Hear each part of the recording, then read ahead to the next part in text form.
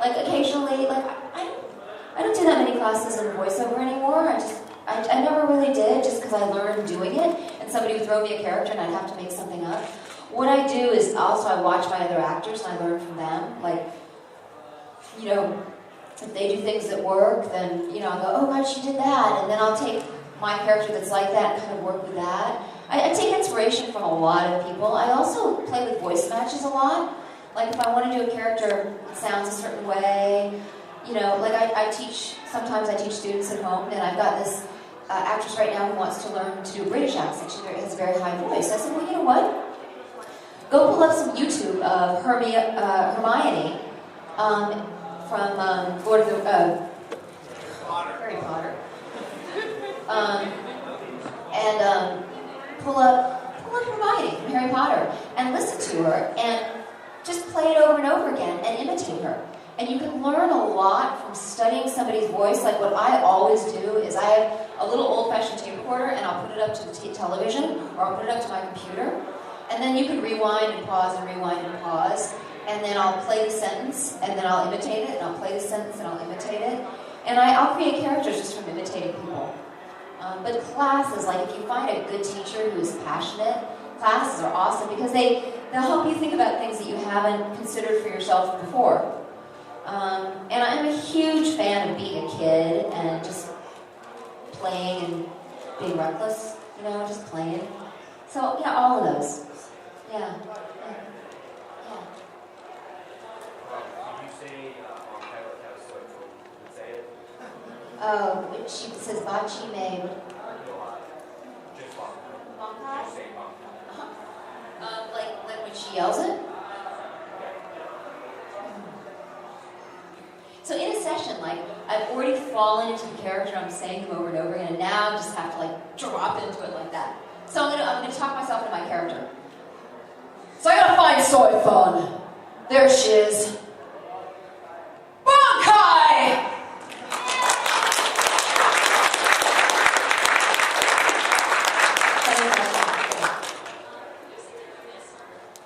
Oh, I already did. You were here. Everything's great in Judas. I don't remember the tune, but it's something like that. And I'm very flattered that anybody wanted to hear me do it again, because it's very silly. Yes. Yes, and you might not have been here, but she is coming back. I'm back in the studio. I've been in the studio all month recording her, and I'm back in the studio on Tuesday finishing her up. You guys, some really, really cool things from the new persona. They're not letting me tell you about some key plot points. Because I asked him, I said, can I talk about persona? He's like, not too much. He said, you can tell me you're in it. You can tell persona's back. But you can't talk about it too much. It's a really cool plot points. I really like it. I don't even know what they're calling it now. I think it's Force something. I don't know what they decided to call it. It's fine.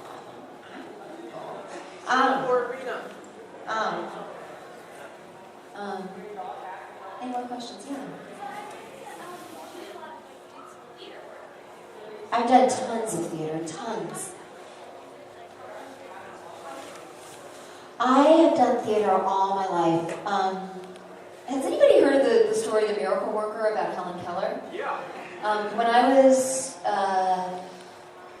13 years old, I played Helen Keller at school, and I won all my school awards for it. And I've always been in love with theater, but I fell in love with it deeply, deeply at that age. And anytime I get to do theater, I did theater for 16 years in France. I played all kinds of characters. I really, like, if you guys are into theater, I highly, highly recommend it. Especially a good play. Shakespeare's amazing. But any play, anytime you get to go up and dress up and be somebody else and interact with other people and play, I haven't had a chance to do it for a while, and I really miss it. Film and television but there's something about live theater that is just amazing, you know. And I don't know if anybody came to see our radio play readings today. But we did live radio play readings today, and it's so much fun because the audience laughs, and you're kind of riding on the waves of the audience, and I highly, highly recommend it. I will do theater for the rest of my life. Yeah. Are we done? Last question. Last question.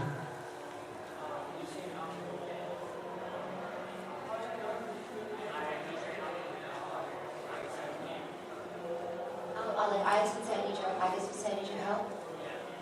Well, it depends on, it actually really depends on which persona we're talking about here. But in the earlier one, she would say, I need your help, right?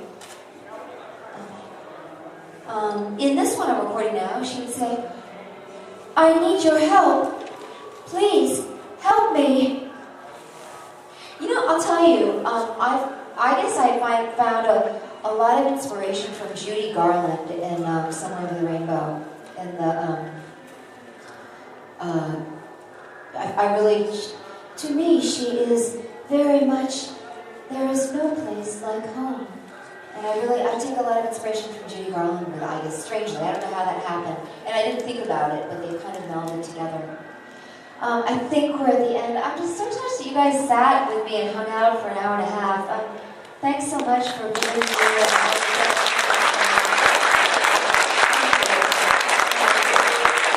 Wish you guys all the best.